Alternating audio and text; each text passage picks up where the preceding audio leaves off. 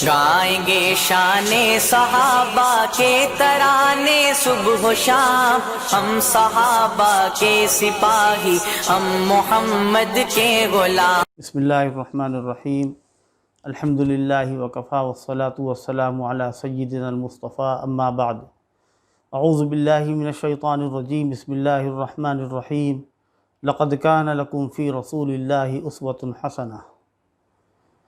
محترم سامعین، قابل قدر ناظرین، آج جلسہ سیرت النبی کے مبارک موقع پر مجھے اس بات کی سعادت حاصل ہو رہی ہے کہ سیرت طیبہ کے موضوع پر میں آپ حضرات کے سامنے مخاطب ہوں۔ اللہ پاک مجھے اس موقع پر کچھ کام کی فائدہ مند باتیں عرض کرنے کی اور آپ حضرات کو سننے کی توفیق نصیب فرمائے۔ یہ جلسے ماہ ربیع الاول کے شروع میں اس لیے منعقد کیے جا رہے ہیں کہ اللہ کے آخری پیغمبر سید الاولین والآخرین حضرت محمد الرسول اللہ صلی اللہ تعالی علیہ وسلم کی ولادت باسعادت ہوئی۔ اسی کی یادگار میں پوری دنیا کے مسلمان اپنے پیغمبر سے اظہار محبت اور عقیدت کے لیے اور ایمانی نسبت اور تعلق کے پیش نظر جلسے کرتے ہیں، سنتے ہیں اور اس طرح کی تقریبیں ہوتی رہتی ہیں، لیکن اس کی حقیقت اور اس کی روح سے ہم کو واقفیت ہونی چاہیے۔ میں شکر گزار ہوں اس تنظیم کا کہ جس تنظیم کے زیر اہتمام یہ جلسے ہو رہے ہیں، تنظیم تحریک سنت و مدح صحابہ، جنہوں نے بڑے عظیم الشان کاموں کا آغاز کیا ہے۔ اللہ تعالیٰ کے فضل و کرم سے جن کا سلسلہ جاری ہے، اور اللہ اس سلسلے کو ہمیشہ باقی رکھے۔ سیرت کا جب نام آتا ہے تو ذہن فوراً اس طرف جاتا ہے کہ صرف مسلمان اسی مہینے میں کچھ خاص تاریخوں میں رسول اللہ صلی اللہ تعالی علیہ وسلم سے محبت کا اظہار کر لیں اور ان کا نام لے لیں، یہی سیرت کا حق ہے۔ لیکن قرآن مجید اور احادیث کے مطالعے سے اور اس کو دیکھنے سے یہ معلوم ہوتا ہے کہ اللہ تبارک و تعالیٰ نے حضرات انبیاء علیہم السلام کو جس مقصد کے لیے دنیا کے اندر مبعوث فرمایا، اور اللہ کے پیغمبر حضرت آدم علیہ السلام سے پے در پے لگاتار مسلسل پیدا ہوتے رہے اللہ کے بندوں کی ہدایت کے لیے اور اللہ کی طرف دعوت دینے کے لیے۔ اسی سلسلے کی آخری کڑی خاتم النبیین، امام المرسلین حضرت محمد مصطفیٰ صلی اللہ تعالی علیہ وسلم۔ اور یہ ایک حقیقت ہے کہ تمام مسلمان، چاہے وہ دیندار ہوں یا گنہگار ہوں، سب کے دلوں میں اللہ کے پیغمبر صلی اللہ تعالی علیہ وسلم کی محبت بے انتہا بے پناہ ہوتی ہے۔ یہی وجہ ہے کہ آپ کے خلاف کسی طرح کی کوئی بات، تنقید، گستاخی برداشت کرنے کے لیے مسلمان تیار نہیں رہتا۔ اور یہی ہونا بھی چاہیے۔ اللہ کے رسول صلی اللہ تعالیٰ علیہ وسلم پوری دنیا کے مسلمانوں کے لیے ان کے ماں باپ سے زیادہ، ان کی اولاد سے زیادہ، بلکہ ان کی جانوں سے زیادہ عزیز ہیں۔ قرآن کہتا ہے النبی اولیٰ بالمؤمنین من انفسہم، اور اللہ کے پیغمبر ارشاد فرماتے ہیں لا یؤمن احدکم حتی اکون احب الیہ من والدہ وولدہ والناس اجمعین، تم میں سے وہ شخص مومن نہیں ہو سکتا یہاں تک کہ اس کے دل میں میری ذات ہر چیز سے محبوب نہ ہو جائے، ساری کائنات میں سب سے زیادہ عزیز نہ ہو جائے۔ اور عقلاً یہ بات سمجھ میں آتی ہے کہ جنت کا ذریعہ اللہ نے پیغمبر کو بنایا، ہدایت کا ذریعہ پیغمبر بن کر کے آئے، ایمان پیغمبر کے ذریعے سے ملا۔ اللہ کے پیغمبر صلی اللہ تعالیٰ علیہ وسلم کو اللہ نے ایک ایسا پیغمبر بنایا کہ جو سارے پیغمبروں سے ممتاز ہیں۔ جیسے کہ یہ بات بالکل ظاہر ہے کہ ہر نبی اپنے وقت کے لیے، اپنی قوم کے لیے ایک زمانے سے مقید ہو کر کے، ایک قوم تک محدود ہو کر کے آتا تھا، لیکن اللہ کے آخری پیغمبر جب دنیا میں تشریف لائے تو آپ صرف ایک جگہ کے لیے نہیں آئے، ایک قوم کے لیے نہیں آئے، بلکہ سارے عالم کے لیے آئے۔ اسی لیے اللہ فرماتا ہے قُلْ يَا أَيُّهَا النَّاسُ إِنِّي رَسُولُ اللَّهِ إِلَيْكُمْ جَمِيعًا، اے پیغمبر آپ کہہ دیجئے لوگو میں تم سب کے لیے رسول بن کر کے آیا ہوں، تم سب کے لیے۔ تو پیدائش کا جہاں تک تعلق ہے، آپ کی پیدائش مکے میں ہوئی، اور مکے میں آپ پیدا ہونے کے بعد 40 سال تک اس معاشرے میں، اس سوسائٹی میں، اس ماحول میں رہے کہ جہاں آپ نے نہ نبوت کا دعویٰ کیا نہ رسالت کا دعویٰ کیا، ان کے ساتھ گھلے ملے رہے، ان کے ساتھ ملتے جلتے تھے، ان کے ساتھ اٹھتے بیٹھتے تھے، جن کے گفتار سے، جن کے اخلاق سے، جن کی رفتار سے، جن کی کردار سے پورے عرب مکے کے لوگ واقف تھے۔ اور جب 40 سال پورے ہو گئے تو اللہ تبارک و تعالیٰ نے آپ کو نبوت عطا فرمائی، اور فرشتے کو بھیج کر کے جو پہلی وحی نازل فرمائی، بس وہیں سے آپ کی نبوت شروع ہوتی ہے، وہیں سے آپ کی بعثت شروع ہوتی ہے۔ تو معلوم یہ ہوا کہ رسول اللہ صلی اللہ تعالیٰ علیہ وسلم کی بعثت ہی اصل ولادت ہے۔ آپ کی پیدائش یقیناً سارے عالم کے لیے رحمت ہے، سارے عالم کے لیے فخر ہے۔ اور آپ نے دنیا میں آنے کے بعد کیا پیغام دیا؟ سارے مسلمان اس بات کو نوٹ کریں، ہم کو قرآن سے اور حدیث سے، سیرت سے اور آپ کی تعلیمات سے، اسلام کے پیغام سے، اسلام کے مزاج سے اور اسلام کے اخلاق سے یہ بات معلوم ہوتی ہے کہ پیغمبر کی حیثیت مبلغ کی تھی، پیغمبر کی حیثیت معلم کی تھی، پیغمبر کی حیثیت مصلح کی تھی، پیغمبر کی حیثیت داعی کی تھی۔ قرآن اسی چیز کو بیان کرتا ہے جگہ جگہ پر۔ قرآن کہتا ہے یا ایھا النبی انا ارسلناک شاہدا ومبشرا ونذیرا وداعیا الی اللہ باذنہ وسراجا منیرا، کہ اے پیغمبر ہم نے آپ کو شاہد بنایا، گواہ بنایا، مبشر، نذیر، داعی اللہ، آپ کو ہم نے ایک ایسا چراغ بنایا، ایک ایسا آفتاب اور ماہتاب اور عالمتاب بنایا کہ آپ کی پیروی اور اتباع کے اندر لوگوں کی ہدایت اور روشنی چھپی ہوئی ہے۔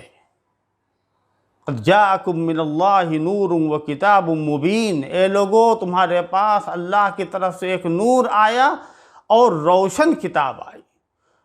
یہ روشن کتاب رسول اللہ کا معجزہ ہے۔ اللہ تعالیٰ نے آپ کو بہت سارے معجزے دیے، جیسے دوسرے انبیاء علیہ الصلوۃ والسلام کو اللہ نے معجزے دیے تھے۔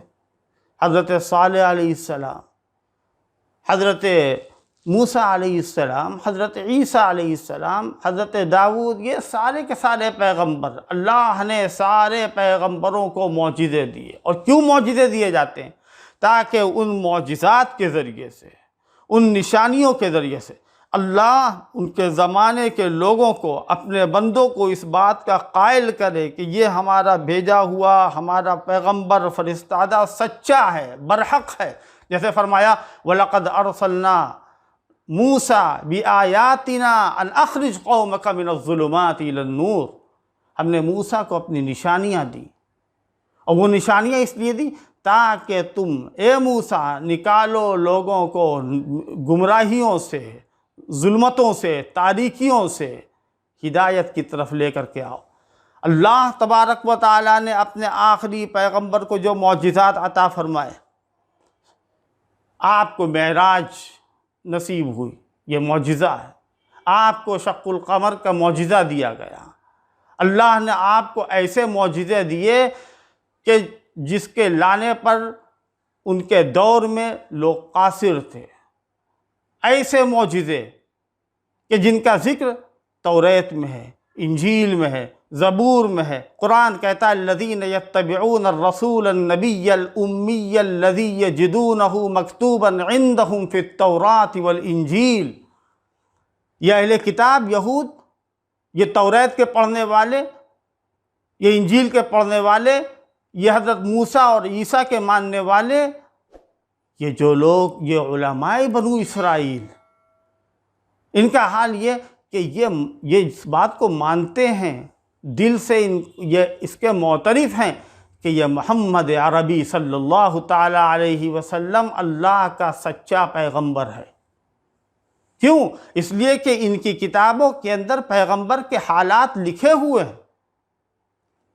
اللہ فرماتا ہے اولم یکن لہم آیۃ ان یعلمہ علماء بنی اسرائیل، کیا لوگوں کے لیے، یہودیوں کے لیے، کفار کے لیے یہ بات جاننے کے لیے، ماننے کے لیے کافی نہیں ہے، ایمان لانے کے لیے کافی نہیں ہے کیا علماء بنو اسرائیل محمد الرسول اللہ کو جانتے ہیں؟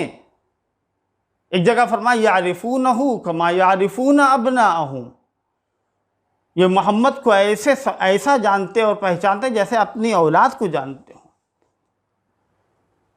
اور یہی حقیقت اللہ کے پیغمبر صلی اللہ تعالی علیہ وسلم نے مکی زندگی میں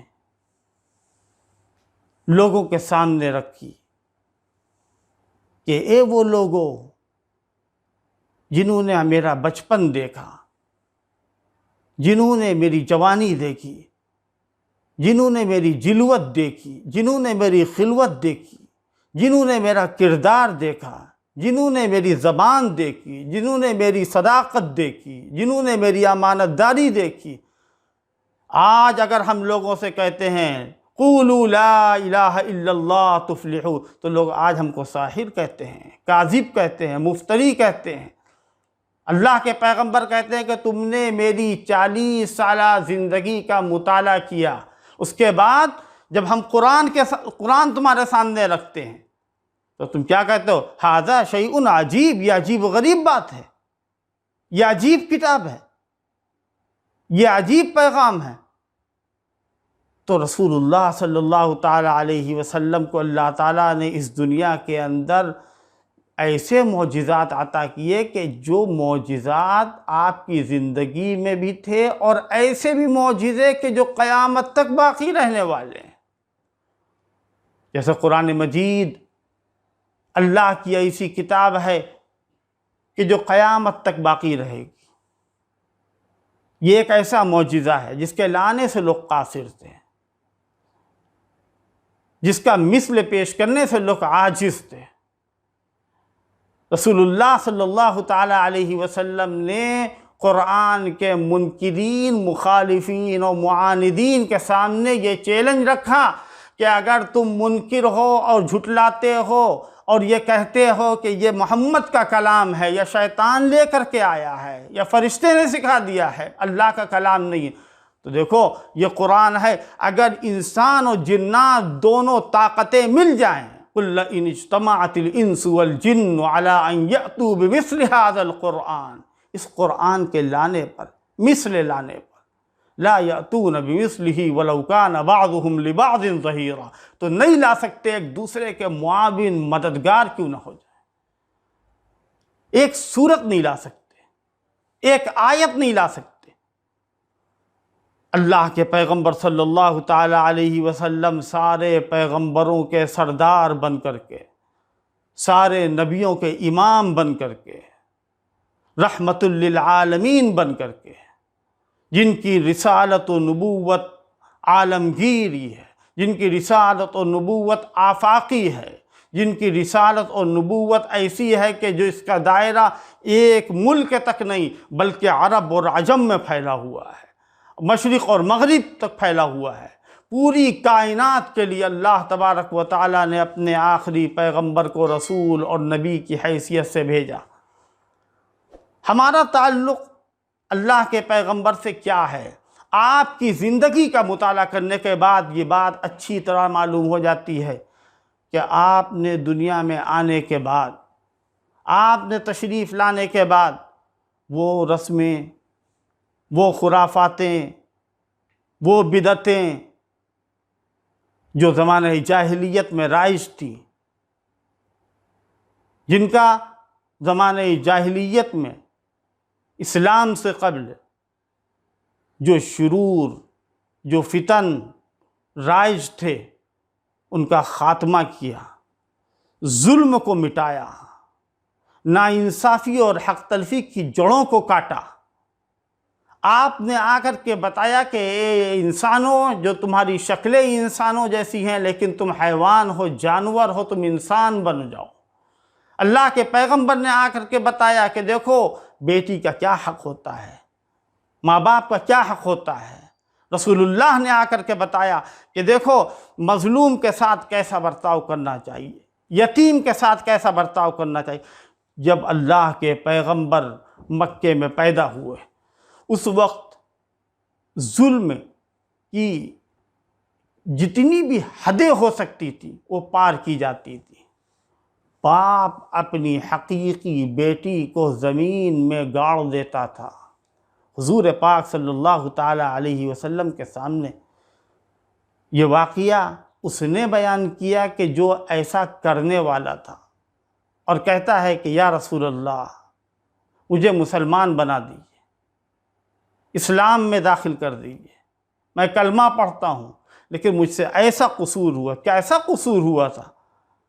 اس نے بتایا کہ میں نے اپنے ہاتھوں سے اپنی سمجھدار لڑکی کو زمین میں گاڑ دیا تھا، اور جس وقت میں اس کو گاڑ رہا تھا تو اس وقت مجھ سے رحم و کرم کی بھیک مانگ رہی تھی اور پوچھ رہی تھی کہ مجھے کس جرم میں سے آپ گاڑ رہے ہیں۔ اللہ کے پیغمبر صلی اللہ تعالی علیہ وسلم نے اس واقعے کو سنا اور آپ سے برداشت نہیں ہوا، اور آپ کے آنکھوں سے آنسو جاری ہونے لگے۔ کیوں؟ اللہ تبارک و تعالیٰ فرماتا ہے کہ یہ حال زمانہ جاہلیت کا تھا۔ کیا؟ اذا بشر احدهم بالانثى ظل وجهه مسودا وهو كظيم، جب ان کو بیٹی کے پیدائش کی خوشخبری سنائی جاتی تھی تو ان کے چہرے سیاہ ہو جاتے تھے اور وہ دل کے اندر غم سے گھٹنے لگتے تھے۔ یتوارا من القوم من سوء ما بشر به ایمسکہ علی ہون ام یدسہ فی التراب الا ساء ما یحکمون۔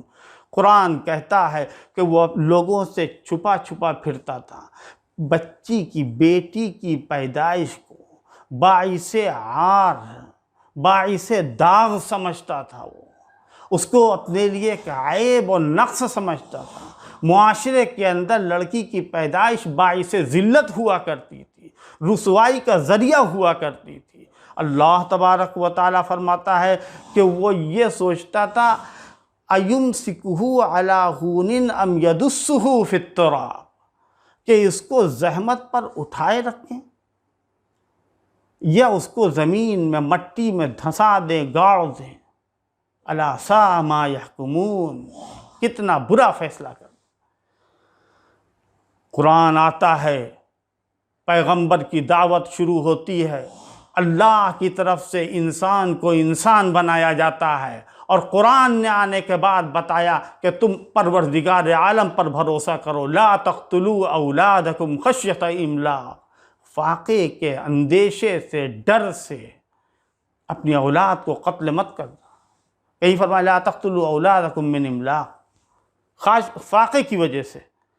تو یہ صورتحال تھی۔ رسول اللہ صلی اللہ تعالیٰ علیہ وسلم نے اس کا خاتمہ فرمانے کے لیے 23 سالہ محنت فرمائی، اور وہ آسان دور نہیں تھا، مکی دور ہو یا مدنی دور ہو، کیسی کیسی تکلیفیں، اذیتیں آپ کو برداشت کرنی پڑیں، اور جو آپ پر ایمان لانے والے تھے، آپ کی اتباع کرنے والے تھے، آپ پر اپنی جان قربان کرنے والے تھے، قرآن ان کے بارے میں بھی کہتا ہے الذین اخرجوا فی سبیلی الذین اخرجوا من دیارہم واوذوا فی سبیلی، جو اپنے گھروں سے، مکے سے نکالے گئے تھے، جن کو ان کی محبتوں سے نکالا گیا تھا، جن کو ان کی رہائش گاہوں سے نکالا گیا تھا، جن کو ان کی عیش اور ان کی خوشی کی زندگیوں سے نکالا گیا تھا، اور کہاں لا کر کے ان کو کھڑا کر دیا، ہجرت کر رہے ہیں۔ اوذوا فی سبیلی، اللہ فرماتا ہے میرے راستے میں ان کو ستایا گیا تھا۔ اس بات کی یہ گواہی ہے کہ اللہ کے وہ بندے جن کو صحابہ اکرام رضوان اللہ تعالی علیہم اجمعین کہا جاتا ہے، وہ اللہ کے راستے میں، اللہ کی محبت کے لیے، رسول کی محبت کے لیے انہوں نے ہجرت کی تھی، انہوں نے اللہ کے راستے میں اپنے آپ کو قربان کیا تھا۔ تو اللہ تبارک و تعالیٰ نے اپنے پیغمبر صلی اللہ تعالیٰ علیہ وسلم کو 23 سالہ زندگی میں جو ذمہ داریاں دیں، وہ ذمہ داریاں آپ کی وفات کے بعد، دنیا سے جانے کے بعد ختم نہیں ہوں۔ کوئی یہ کہے کہ ہم ولادت کا تذکرہ کر لیتے ہیں، سیرت کے جلسے کر لیں گے، آپ کا نام لے لیں گے، شور مچائیں گے، روشنی کریں گے، اس سے کوئی فائدہ نہیں ہوتا ہے۔ اللہ کے پیغمبر نے دنیا میں آ کر کے دنیا کو انسانیت کا درس دیا ہے، لوگوں کو عدل اور انصاف اور مساوات کی تعلیم دی ہے، لوگوں سے بربریت کو اور لوگوں سے حیوانیت کو دور کرنے کی کوشش کی ہے، اور جو معمولی درجے کا جو ظلم ہوتا ہے اس سے بھی روکنے کی کوشش کی ہے۔ کوئی کسی پر ظلم نہ کرے۔ احادیث دیکھیے، آپ کی تعلیمات بھری پڑی ہوئی ہیں۔ اللہ کے پیغمبر صلی اللہ تعالیٰ علیہ وسلم ارشاد فرماتے ہیں، دیکھو قیامت کے دن سارے حقوق بے باق کیے جائیں گے۔ لَتُؤَدَّنَّ الْحُقُوقُ إِلَىٰ أَهْلِهَا يَوْمَ الْقِيَامَةِ، قیامت کے دن سارے حقوق حتیٰ تقاد للشاة الجلحاء من الشاة القرناء، یہاں تک کہ ایک بے سینگ والی بکری سے حق لے کر بے سینگ والی بکری کو حق دلوایا جائے گا، سینگ والی بکری سے حق لے کر بے سینگ والی بکری کو حق دلوایا جائے گا۔ کیا مطلب؟ ظالم سے حق لیا جائے گا اور مظلوم کو دلوایا جائے گا۔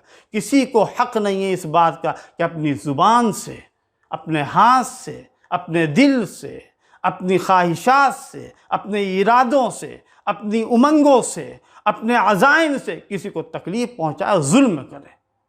یہ ظلم سے آزاد کرنے کے لیے پیغمبر آئے، اور سارے پیغمبر اسی لیے حضرت موسیٰ علیہ السلام جب دنیا میں آئے تو اس وقت فرعون کا ظلم تھا، اور وہ فرعون کا ظلم جو بنو اسرائیل کو ستاتا تھا، ان کے بچوں کو ذبح کرتا تھا، ان کی عورتوں کے سامنے، ماؤں کے سامنے، اور جب وہ طیش میں آتا تھا، غرور میں آتا تھا، تو کہتا تھا قال سنقتل ابناءہم ونستحیی نساءہم وإنا فوقہم قاہرون، کہتا تھا کہ ہم ان کے بچوں کو ماریں گے، ذبح کریں گے، ان کی عورتوں کو زندہ رکھیں، اور ہم اس پر پوری طرح قادر ہیں، اور ہم اس کے اوپر عمل کرنے والے ہیں۔ وَإِنَّا فَوْقَهُمْ قَاهِرُونَ، ہم ان کو دبا کے رہیں گے۔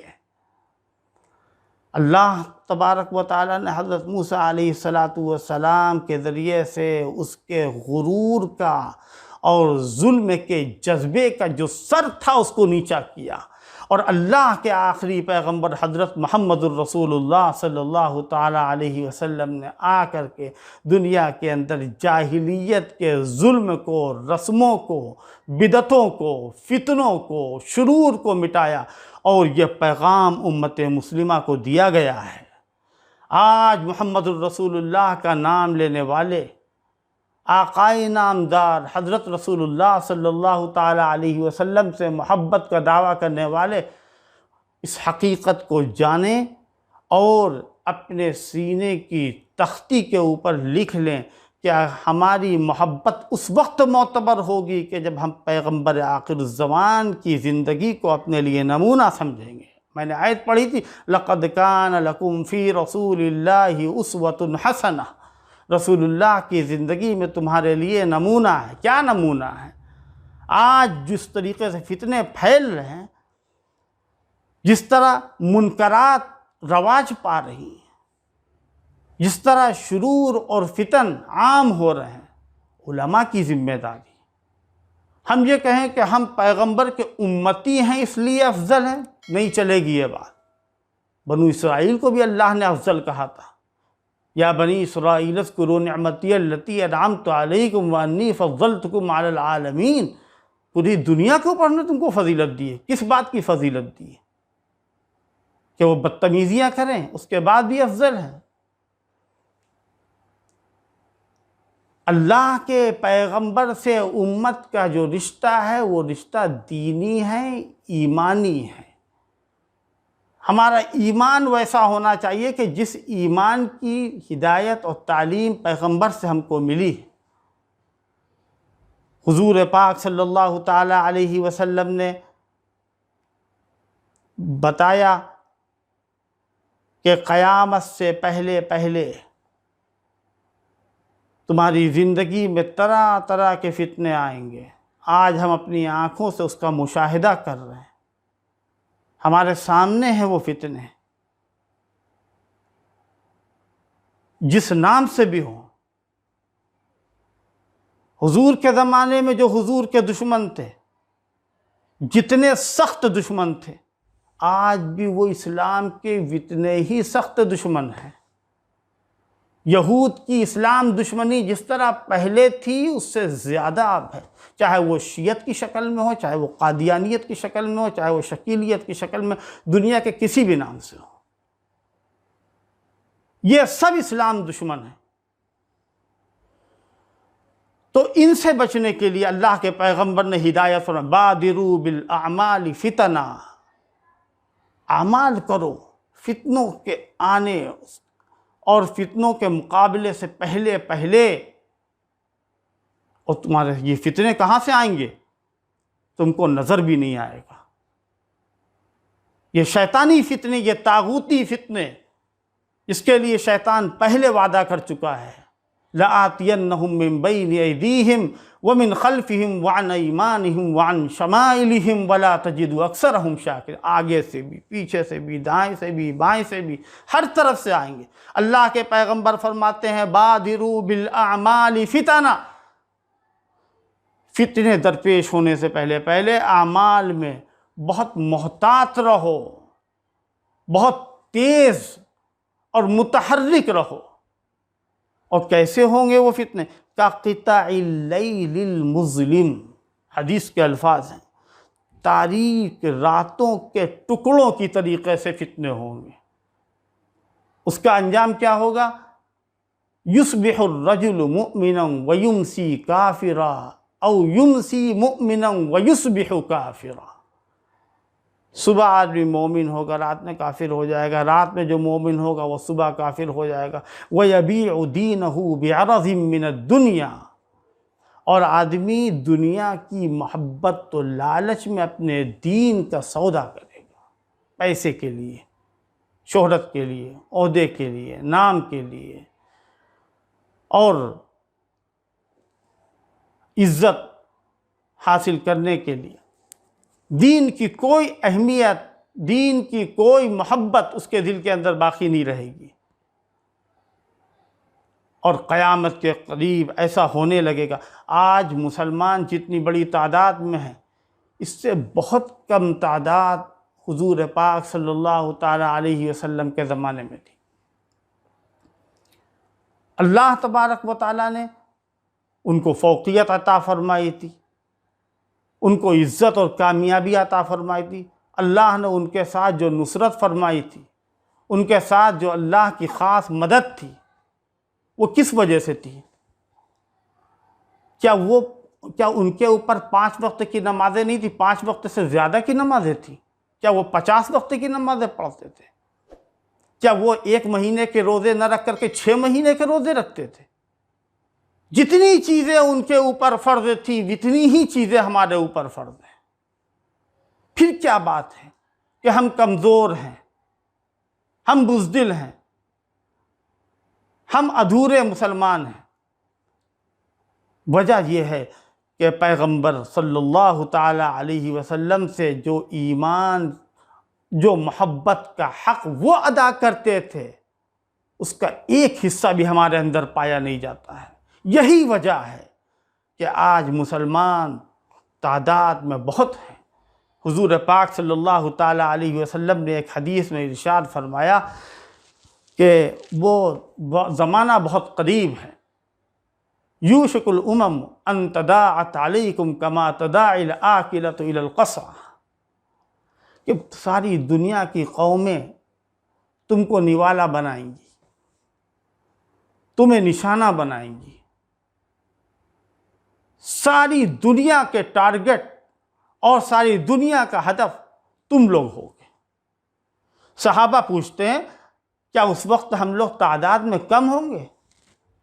حضور نے کہا نہیں، بل انتم کثیر، تمہاری تعداد بہت ہوگی، ولیکنکم غثاء کغثاء السیل، لیکن تمہاری حیثیت نالے کی جھاگ کے برابر ہو۔ اور اس کی وجہ کیا ہے؟ فرمایا کہ تمہارے دلوں کے اندر 2 قسم کا خیال، وہن ڈال دیا جائے گا۔ ایک کا نام ہے حب الدنیا، دنیا کی محبت، دوسری چیز وکراہیت الموت، موت کی گھبراہٹ۔ یہ 2 چیزیں اللہ تبارک و تعالیٰ نے اپنے پیغمبر صلی اللہ تعالیٰ علیہ وسلم کی بعثت کے بعد پوری انسانیت کو جو ہدایت کا شرف عطا فرمایا، اس کا تقاضا یہ ہے کہ سارے کے سارے مسلمان اور پوری امت مسلمہ اپنی افضلیت، اپنی برتری، اپنی کاملیت اسی وقت تصور کریں کہ جب وہ سچے متبع بن جائیں، پیروکار بن جائیں، رسول اللہ کے عاشق بن جائیں، سچی محبت اپنے اندر لے آئیں۔ اور اگر ایسا نہیں ہے تو یاد رکھیے اللہ کی گرفت بہت بڑی ہے۔ اللہ تبارک و تعالیٰ جس طرح نوازتا ہے، عطا کرتا ہے، یہ بہت بڑا اللہ کا انعام ہے کہ اللہ تبارک و تعالیٰ نے ہم کو اس امت میں پیدا فرمایا، جو امت آخری امت ہے۔ اس امت کے لیے اللہ تبارک و تعالیٰ نے فرمایا کہ تم بہترین امت ہو، لیکن بہترین امت ہونے کی یہ شرط بیان کی کہ تمہیں ان اعمال کو کرنا ہے اور تمہیں اس طریقے کی زندگی گزارنا ہے۔ یہ شرطیں اگر پائی جائیں گی تو تم بہترین امت ہوگے، اور اگر یہ شرطیں نہیں پائی جائیں گی تو تم بہترین امت نہیں ہوگے۔ اور اگر تم بہترین امت ہو تو دنیا کے لیے بھی بہترین امت ہو، اور قیامت کے دن بھی تم گواہی دینے والے ہو جاؤ گے۔ لہذا ان جلسوں کا مقصد یہی ہے کہ تمام مسلمان رسول اللہ صلی اللہ تعالیٰ علیہ وسلم کی بعثت اور نبوت اور رسالت کی مقصدیت کو سمجھیں، اور اس کے اسلام کا جو منشا ہے، اللہ کی جو مرضی ہے وہ کیا ہے، اس کو جاننا چاہیے اور اسلام کے مطابق اپنی زندگی گزارنے کی کوشش کرنی چاہیے۔ آج پوری دنیا کے اندر یہ بات لوگ جانتے اور سمجھتے ہیں کہ حضور پاک صلی اللہ تعالیٰ علیہ وسلم کی شخصیت ایسی شخصیت ہے کہ اگر کسی نے بھی کوئی انگلی اٹھائی تو وہ دنیا کا بدترین اور لعین ترین شخص ہے۔ کیا ایسا نہیں ہو رہا ہے کہ آج فرانس کے اندر، کسی بھی ملک کے اندر کوئی اگر ایسی جرأت کرتا ہے تو وہ جرأت کرنے والا کچھ نہیں بگاڑ سکتا ہے، کچھ بھی نہیں کر سکتا ہے۔ کیوں؟ اس لیے کہ پوری دنیا کی تدبیر اللہ کی تدبیر کے آگے چل نہیں سکتی۔ اللہ کے پیغمبر کی شان میں گستاخی کرنا، یہ ایسی گستاخی اور ایسی بدتمیزی ہے کہ اللہ اس شخص کا نام و نشان بھی مٹا دے گا، جیسے ابو جہل کا نام مٹا ہے، ابو لہب کا نام مٹا ہے، اور جتنے بھی دشمنان اسلام کھڑے ہوئے ہیں اللہ انہیں برباد کر دے، غارت کر دے اور ان کو سطح ہستی سے مٹا دے۔ تمام مسلمان اپنے پیغمبر کے اوپر جان قربان کرنے کا جذبہ رکھیں اور اس کا حوصلہ رکھیں۔ اللہ پاک ہم کو عمل کی توفیق نصیب فرما دے اور سیرت کے تقاضوں پر اور شریعت کے مطالبوں پر جیسا عمل پیرا ہونا چاہیے ہم کو عمل کرنے والا بنا دے۔ آمین یا رب العالمین، وآخر دعوانا الحمدللہ رب العالمین۔